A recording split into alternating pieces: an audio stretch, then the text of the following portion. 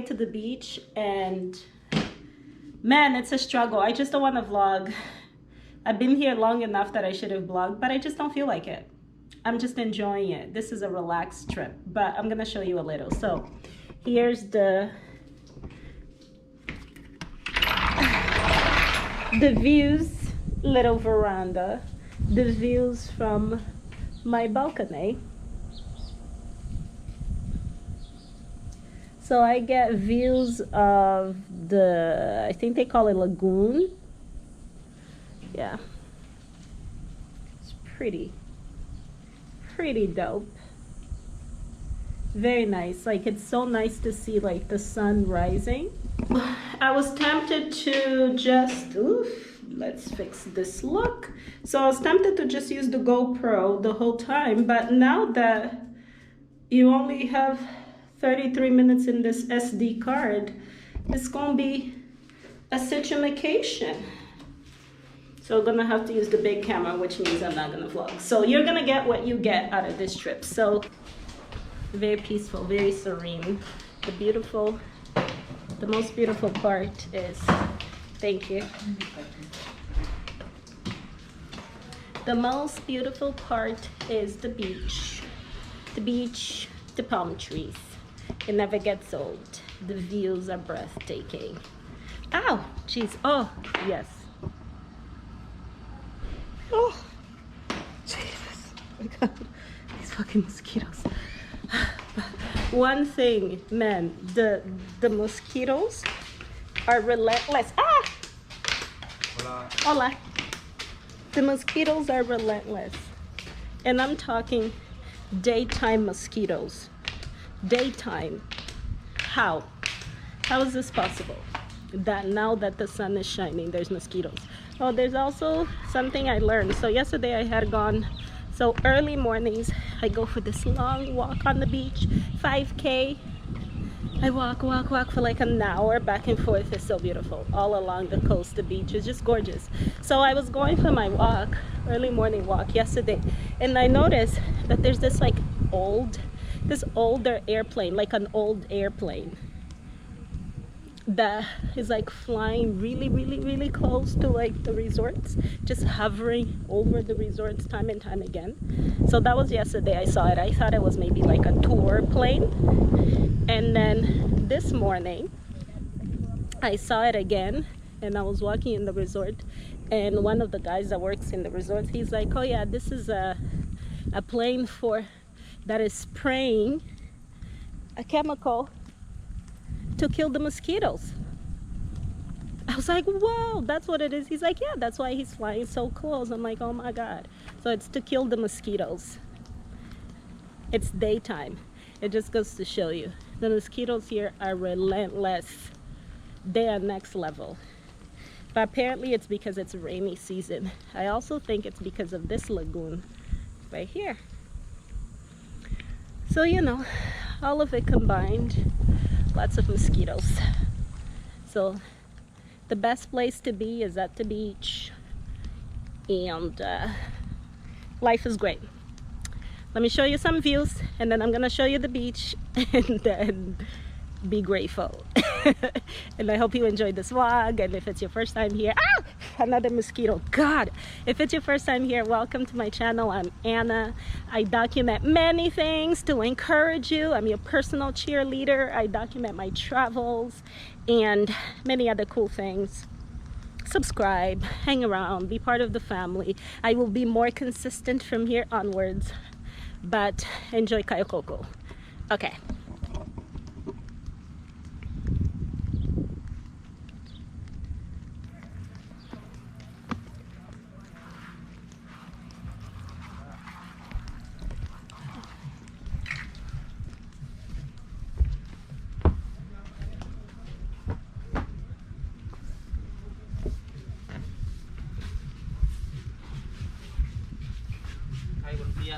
Hola, buenos días. Y casi siempre son los grupitos que vienen de afuera. No está navegado hoy. No está navegado. Buen barco, ¿vale? Ah.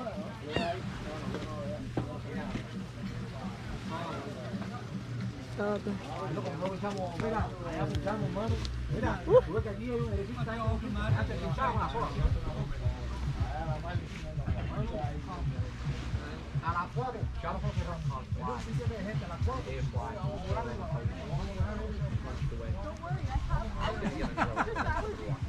Yeah, I mean, she was really careful about saying that. Yeah. Everyone's so afraid. Yeah. Uy.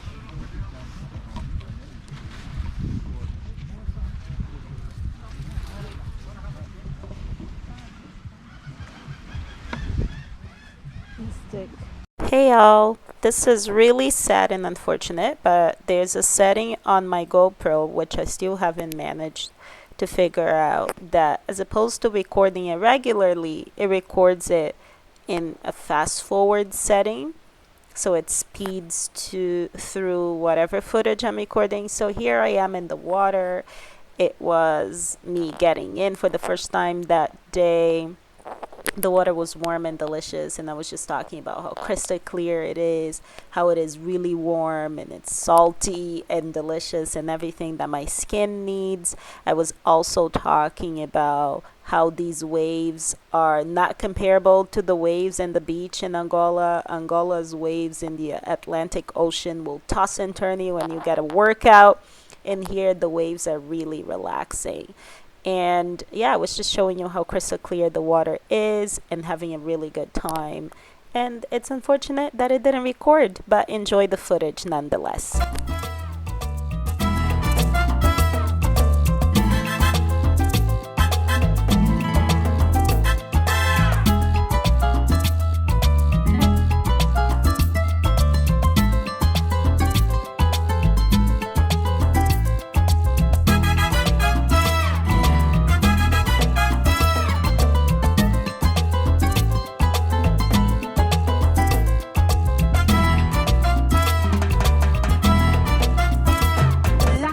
Commence au mois de décembre.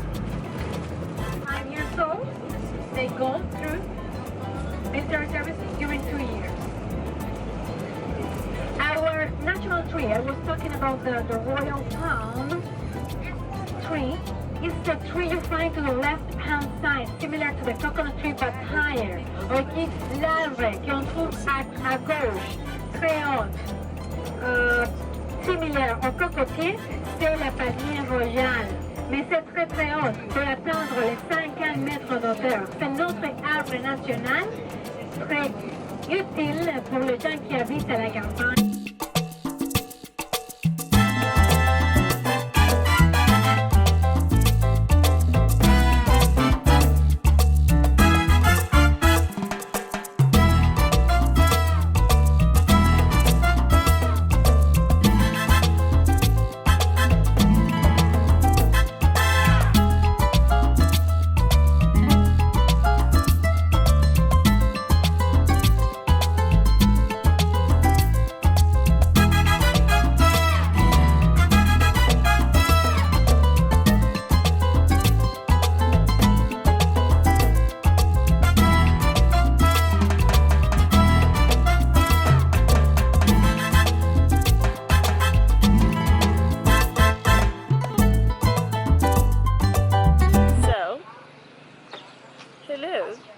To the city of Moron.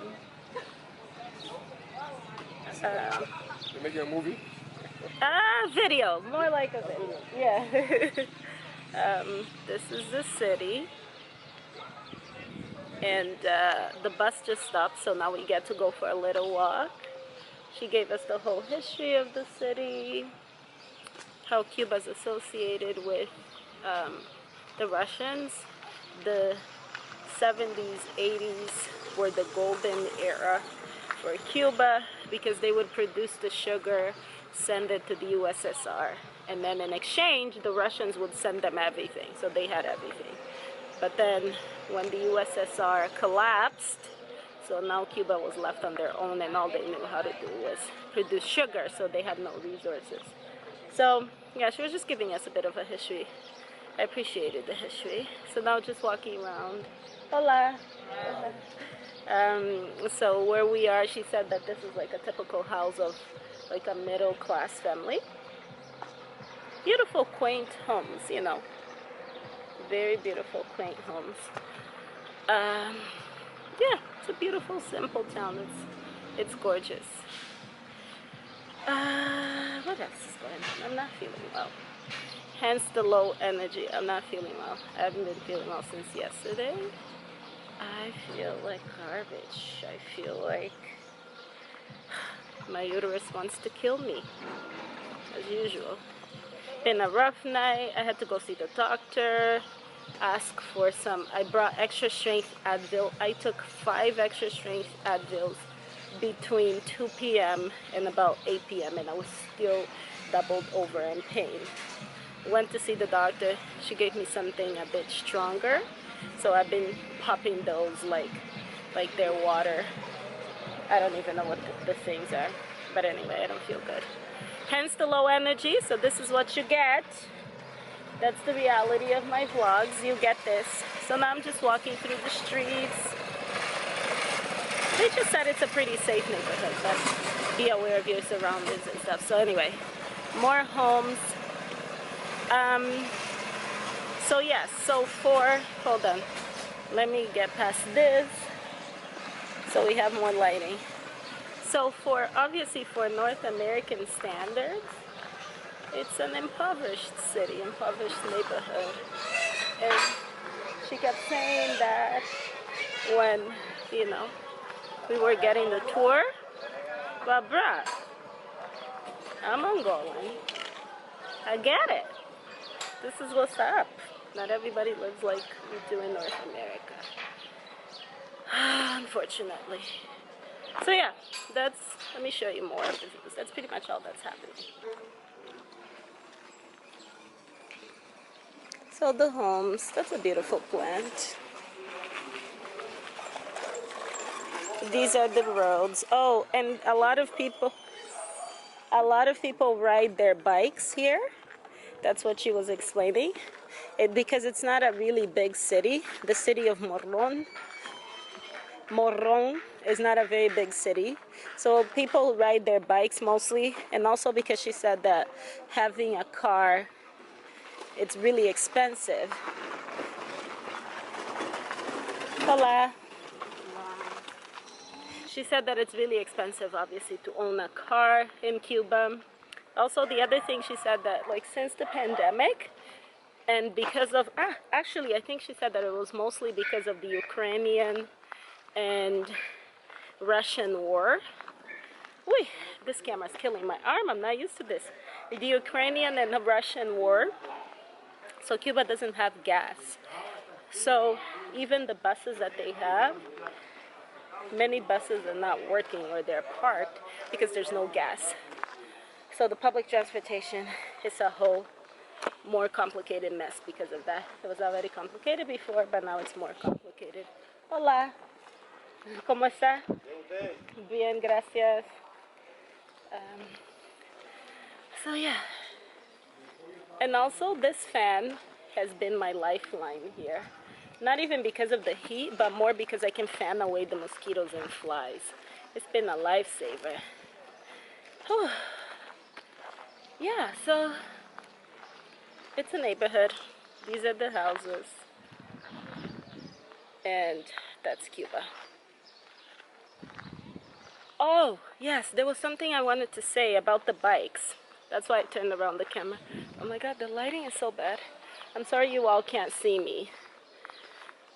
Okay, let me turn this around so you can see the city and then I talk. So here's what she was saying about the bikes. She said that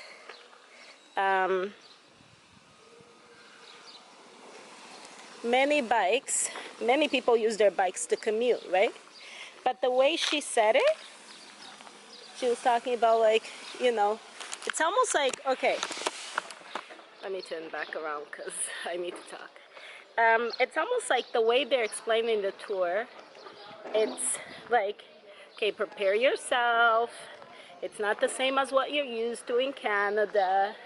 It's you know, a developing nation or the global south. People are more impoverished. The standard of living is different.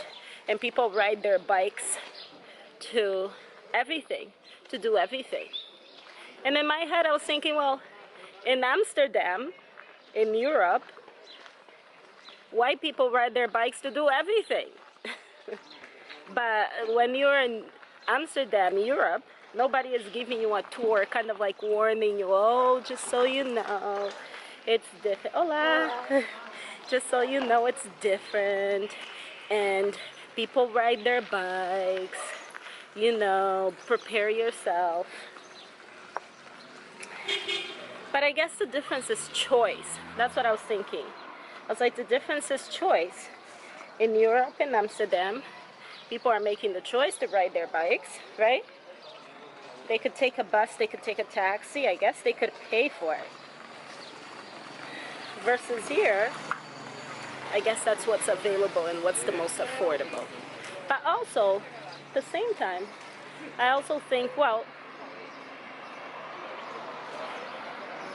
I'm pretty sure that many people in Amsterdam are also not just making a choice, but they're also riding their bikes because it's the most economical choice, or because, you know,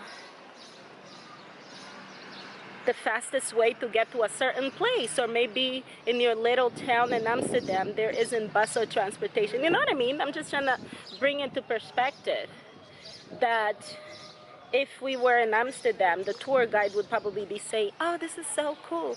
Look, it's cool. People ride their bikes. It's cool. It's great for the environment. Yeah, here it's being presented like, prepare yourself. It's impoverished, blah, blah, blah. You know? Am I making sense?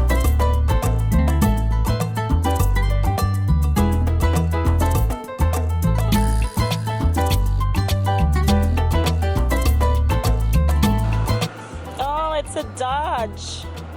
Oh my God, it is a Dodge.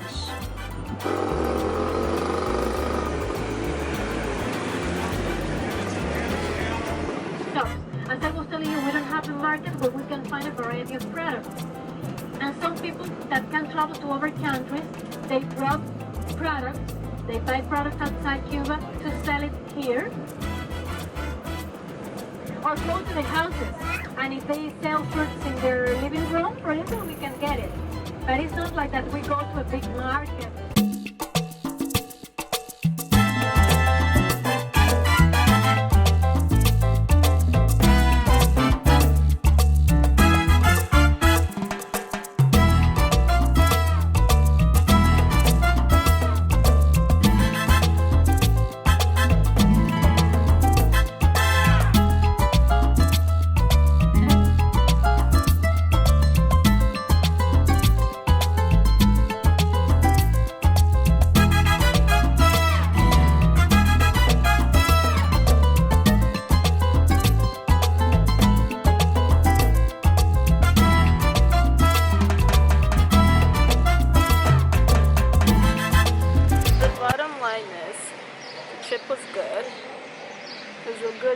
It was a good time and all.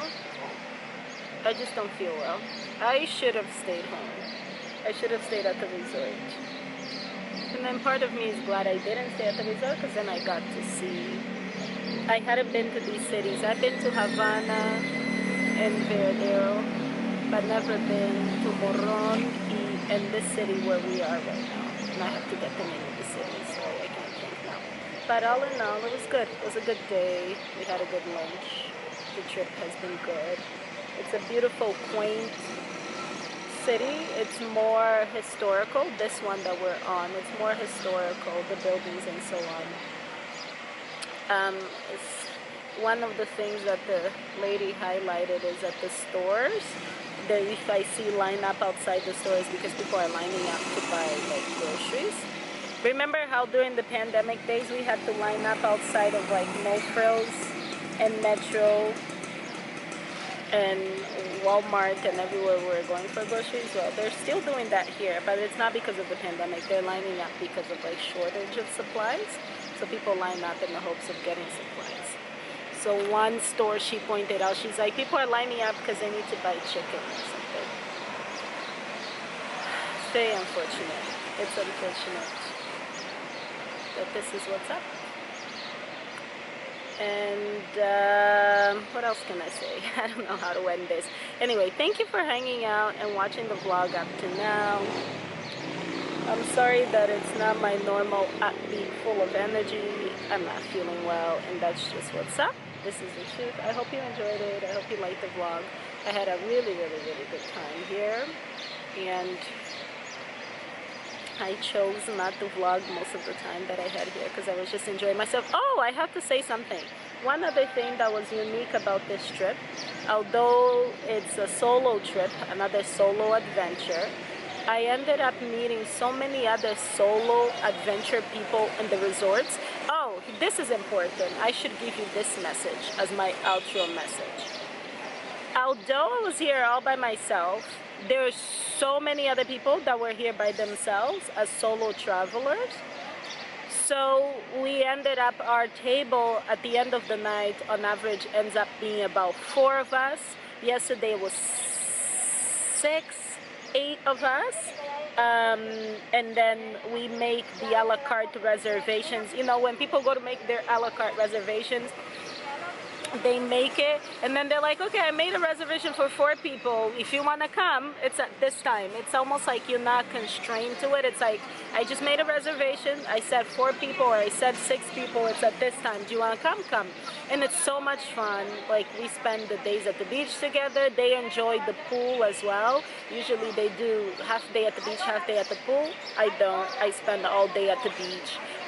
We have dinner together, we have drinks, then there's this little bar club with music at the resort. We'll dance a little bit together. It's just been good because although it's been a solo trip, it really hasn't felt like a solo trip because there's a lot of other solo travelers. So this resort, as I mentioned, is called Memories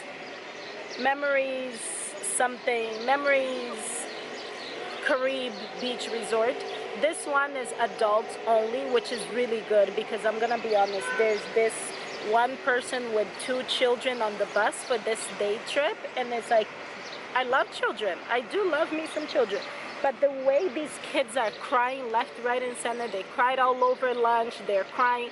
Poor kids, they're probably like hot and tired and don't understand why they're in this bloody trip, or you know what I mean? Whatever emotions kids have to process. But it's been annoying.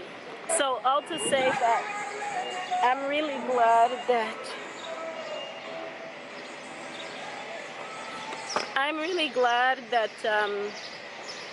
my resort is adults only, no children, just grown-ups having a good time. Even now I came on this trip alone, and on this day trip alone, I mean. But even so, I had dinner with, like, there's this father and daughter who are traveling together. I had the lunch, not dinner, the lunch, I had it with them. I sat at the great table, we had good conversations. He bought me a drink, you know what I mean? All to say it's been a really good experience. And if you're someone who's also a solo traveler, but you just never went to a resort because you don't think you can socialize, or you think it's gonna be awkward, or you're not gonna, not gonna have a good time, or not gonna find other people. There's many of us, many of us solo travelers going to these resorts. One of the guys actually that was at the resort, he'd been there, he's doing 2 weeks, 2 full weeks. I was like, good for you. You know, some people are doing 10 days, 7 days, 5 days, whatever works for you, whatever works for you. So yeah, it's been a really good time, and I'm glad, and that's my message. You want to go on a solo trip and it's a resort, do it. There's other solo adventurers, plenty of other solo adventurers out there, and you'll have a good time. I've been having a really good time. Honestly, I don't know if I'm going to be back. I feel like this will be the end. If I come back, then it's a pleasant surprise. If not, I hope you enjoyed this vlog. Thanks for watching. Bye.